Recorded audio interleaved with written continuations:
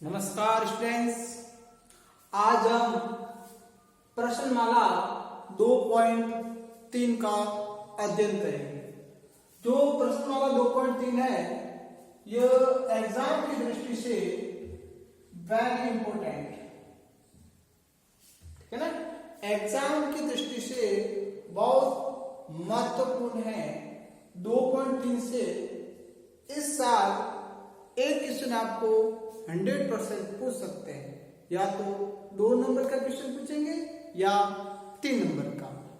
सबसे पहले हम 3-4 क्वेश्चन 2 नंबर के करेंगे और फिर हम करेंगे 3 नंबर के क्वेश्चन। तो 2.3 का हम सबसे पहले पढ़ेंगे पहला क्वेश्चन। 2.3 का पहला क्वेश्चन, अगर एग्जामिनर को इस क्वेश्चन को पूछना एग्जाम में तो कितने नंबर का पूछ सकता है? 2 नंबर का। कितने नंबर का? 2 नंबर का। तो सभी विद्यार्थी 2.3 का पहला क्वेश्चन लिखेंगे, प्रमाणित कीजिए कि, प्रमाणित का दूसरा नाम सिद्ध कीजिए कि, ठीक है, प्रूव करना आपको। प्रमाणित कीजिए कि 5 माइनस √3 एक अपरिमेय संख्या है। आपको सिद्ध करना है कि जो 5 माइनस √3 है वो क्या एक अपरिमेय संख्या है। अब मैं आपको एक बात याद कर देता हूं, 9th क्लास के अंदर जब आपने परिमेय और अपरिमेय संख्या पढ़ी थी, इसके अंदर आपने 2 बात पढ़ी होगी, 2 बातें पढ़ी होगी। कौन सी? वो बातें थी परिमेय संख्या, 5 परिमेय संख्या, परिमेय संख्या और अपरिमेय संख्या का घटाव। क्या? परिमेय संख्या और अपरिमेय संख्या का घटाव हमेशा क्या होती है? अपरिमेय संख्या। वहां पर सिर्फ आपने सिर्फ बिंदु बढ़ाया और क्या बढ़ा था? परिमेय संख्या और अपरिमेय संख्या का जोड़ हमेशा क्या होती है? अपरिमेय संख्या। वहां पर आपने केवल और केवल क्या 2 बिंदु पढ़े थे, जबकि यहां पर आप क्या करोगे? जो ये अपरिमेय संख्या है इसको प्रूव करना है, प्रूव करके बताना है हाँ ये 5 माइनस √3 क्या एक अपरिमेय संख्या। क्या करना है आपको? प्रूव करना है। क्लियर? तो समझना अच्छे से, बहुत सिंपल है, बस थोड़ा सा ध्यान देने की जरूरत है। अगर 100% कह रहा हूं मैं, 100% आपको विश्वास दिलाता हूं, अगर यह क्वेश्चन आपको समझ में आ गया इसका मतलब 2.3 आपको कंप्लीट 2.3। इसलिए इस क्वेश्चन को आपको अच्छे से समझना है। क्लियर? गुड। तो स्टार्ट करते हैं। देखो, इस क्वेश्चन को स्टार्ट करने से पहले आप सर्वप्रथम क्या करोगे? एक परिकल्पना करोगे। क्या करोगे? परिकल्पना करोगे, मान लोगे। क्या करोगे? मान लोगे। तो हम परिकल्पना करेंगे और वो आपकी परिकल्पना क्या रहेगी? देखिए, यहां पर 5 माइनस √3 एक अपरिमेय संख्या दी हुई है। क्या दी हुई? 5 माइनस √3 एक अपरिमेय संख्या आपको सिद्ध करना है। तो आप मानेंगे, परिकल्पना करेंगे। करो परिकल्पना। माना 5 माइनस √3 एक परिमेय संख्या है। हमने परिकल्पना की, ध्यान में परिमेय संख्या नहीं है, बट हमने माना है एक परिमेय संख्या है। परिमेय संख्या है। 2.3 के जितने भी क्वेश्चन है, 2.3 के जितने भी क्वेश्चन है, उस क्वेश्चन के अंदर सर्वप्रथम आपका काम रहेगा इसकी उल्टी परिकल्पना करनी। अगर अपरिमेय संख्या सिद्ध करना है तो आपको क्या मानोगे? परिमेय संख्या मानोगे। स्टार्टिंग में आपका ये काम रहेगा। अपरिमेय संख्या सिद्ध करना है तो मान लेंगे, माना 5 माइनस √3 एक परिमेय संख्या, हमने मान लिया परिमेय संख्या। क्लियर? इसको आपने क्या माना है? परिमेय संख्या माना। प्रत्येक क्वेश्चन के अंदर पहले ये करोगे आप, मान लिया परिमेय संख्या। अब आपको परिमेय संख्या की परिभाषा याद है। बताइए परिमेय संख्या की परिभाषा क्या है? लिखाई थी मैंने पिछले वीडियो के अंदर, अच्छे से समझाई भी थी। बताइए परिमेय संख्या की डेफिनेशन क्या है? बताएं। अच्छा, वेरी गुड। ऐसी संख्या जिन्हें P/Q के रूप में व्यक्त कर सकते हैं। ये 5 का 5 माइनस √3 किसके रूप में? P/Q के रूप में। ठीक है ना? परिमेय संख्या क्या? परिमेय संख्या इसका मतलब 5 माइनस √3 किसके बराबर हो जाएगा? p बटा q के बराबर हो जाएगा। आप बोलोगे सर कैसे? क्योंकि भाई आपने 5 माइनस √3 को परिमेय संख्या माना है। परिमेय संख्या मतलब p बटा q, तो 5 माइनस √3 किसके बराबर हो जाएगा? p बटा q। इसका अर्थ यह हुआ कि 5 माइनस √3 क्या है? परिमेय संख्या। क्यों? माना है। कर और जहां p व q, जहां p व q क्या है? p व q अभाज्य पूर्णांक संख्या क्या है? सभाज्य पूर्णांक संख्याएं। याद आ रहा है कुछ? याद आ रहा है कुछ? पिछले वीडियो के अंदर मैंने सभाज्य संख्या की डेफिनेशन निकाली थी, परिभाषा निकाली थी। क्या थी वो परिभाषा? बताएं, क्या थी वो परिभाषा है? याद है? क्या थी वो परिभाषा है? बताएं। बस संख्याओं के ऐसे जोड़े जिनका एक के अतिरिक्त कोई भी उभयनिष्ठ गुणनखंड नहीं हो। इसका मतलब p और q एक ऐसी संख्या है जिनके एक के अतिरिक्त कोई भी अभाज्य गुणनखंड नहीं होगा। तो आपने p और q क्या है? सहअभाज्य पूर्णांक है। क्या है? पूर्णांक है। और पूर्णांक का जानते हो क्या होता है? पूर्णांक माइनस और प्लस वाली संख्या। गुड। तथा ये q क्या नहीं होना चाहिए? अरे भाई परिमेय संख्या के अंदर q क्या नहीं होना चाहिए? अरे भाई q नॉट इक्वल टू 0। इसका मतलब q क्या नहीं होना चाहिए? q 0 के बराबर नहीं होना चाहिए। क्लियर? बताओ यहां तक किसी को प्रॉब्लम? बताएं, यहां तक किसी को प्रॉब्लम? Very good. अब देखें, अब यहां पर पक्षांतरण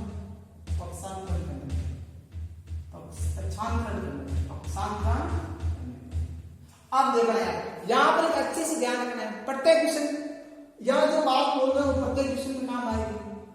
पक्षांतरण इस प्रकार करना है कि जो आपका √3 है, जो आपके अंडरूट वाली संख्या है, किसी में √3 होगा, किसी में √5 होगा, किसी में √2 होगा।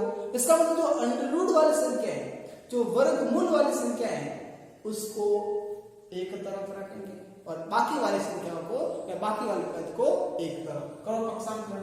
देखो 5 का 5 p बटा q प्लस का है। कर दो पक्षांतरण। माइनस p बटा q बराबर √3 माइनस का है।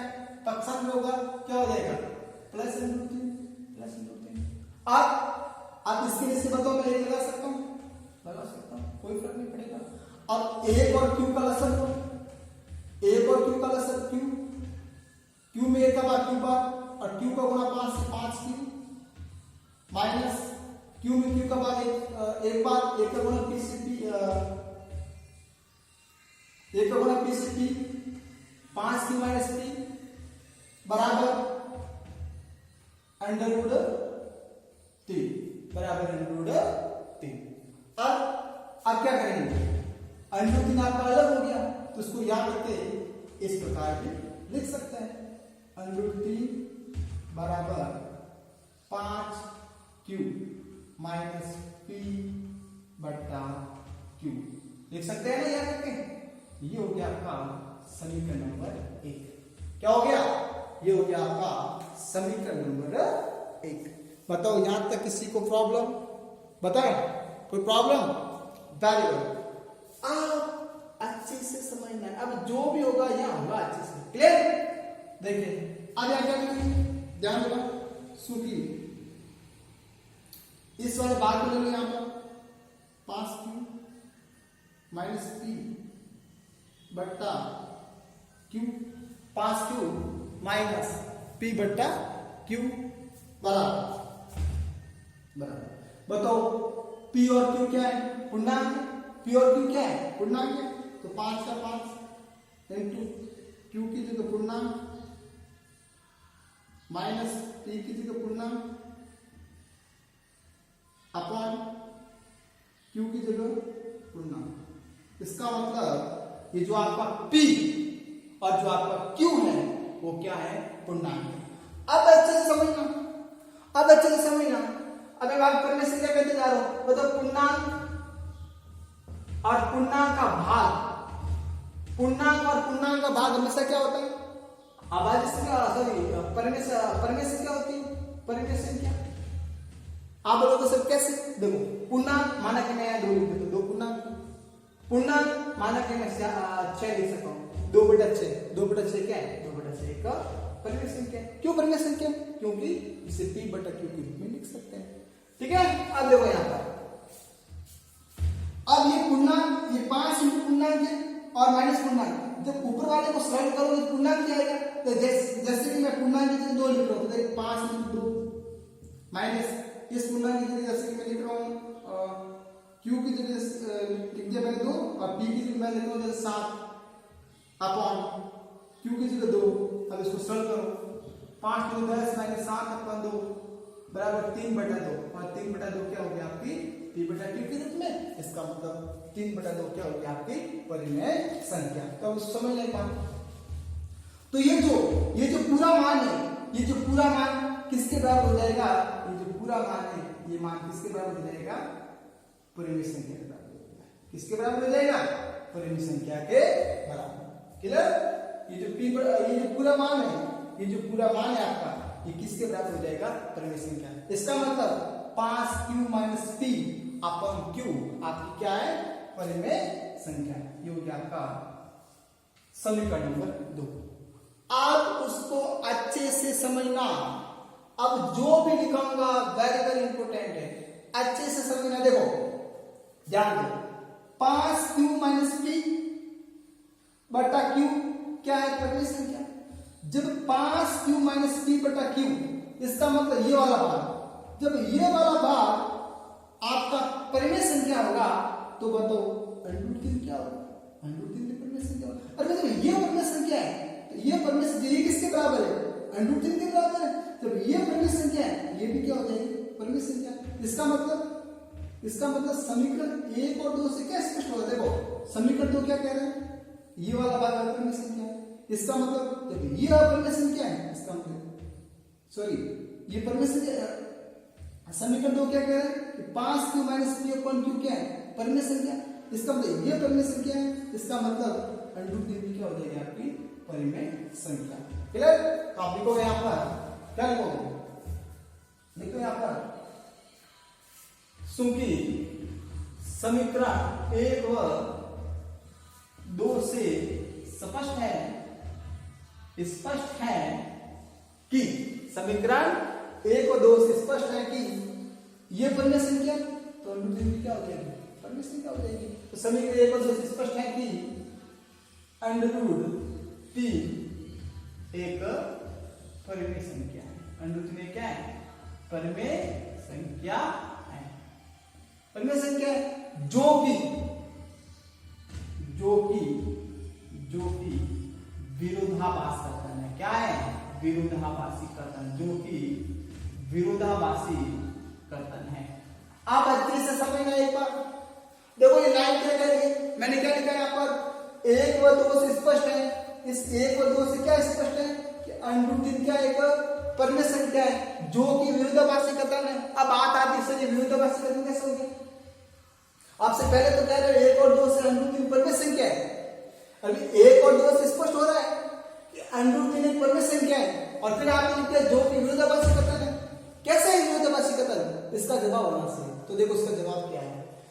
ये √3 एक परिमेय संख्या है, ये विरोधाभासी कथन इसलिए है क्योंकि आपने पिछले वीडियो के अंदर अपरिमेय संख्या की परिभाषा पढ़ी थी और उसके कुछ उदाहरण पढ़े थे। क्या उदाहरण थे? √2, √3, √5, √7। ये क्या है? ये अपरिमेय संख्या। क्या है? अपरिमेय संख्या। आप जानते हो, आप क्या जानते हो? तो √3 तो क्या है? अपरिमेय संख्या है। इसलिए ये क्या है? विरोधाभासी कथन। आप देखो क्योंकि विरोधाभासी कथन है क्योंकि हम जानते हैं। कैसे जानते हैं? परिभाषा जानते हैं, परिभाषा से। क्योंकि हम जानते हैं कि √3 एक अपरिमेय संख्या है। अपरिमेय संख्या है। क्लियर? 1 और 2 से क्या स्पष्ट है? एक और दो से स्पष्ट है कि अंडरूट 3 परिमेय संख्या है, जबकि आप क्या जानते हो, आप जानते हो कि अंडरूट 3 एक क्या अपरिमेय संख्या। इसका मतलब क्या हो रहा है, विरोध हो रहा है। इसका मतलब ये क्या, ये कथन कैसा है, ये कथन आपका विरोधाभासी कथन है। ठीक है, तो लिखो क्या था,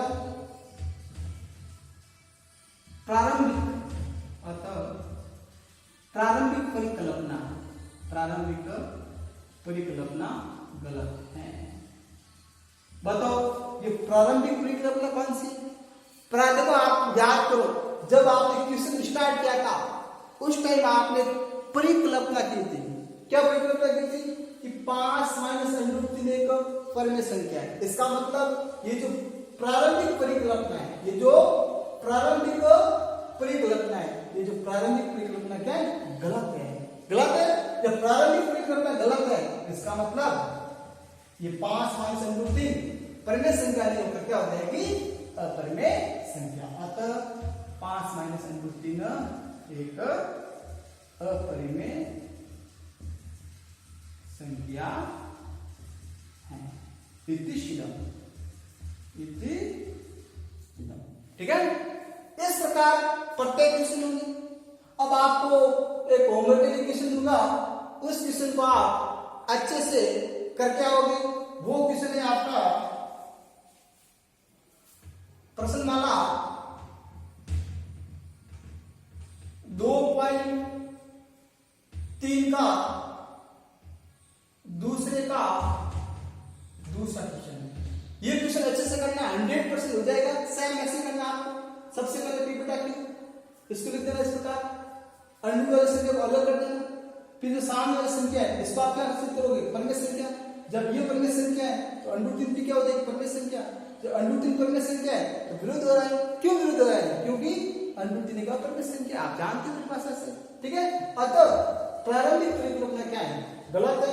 अतः 5 माइनस अंडरूट 3 परिमेय संख्या नहीं होकर क्या हो जाएगी, अपरिमेय संख्या। इति शीलम। आपको सिद्ध क्या करना था, आपको एक अपरिमेय संख्या सिद्ध करना था, जो आपको हो गया। क्लियर, लिख दो अच्छे से।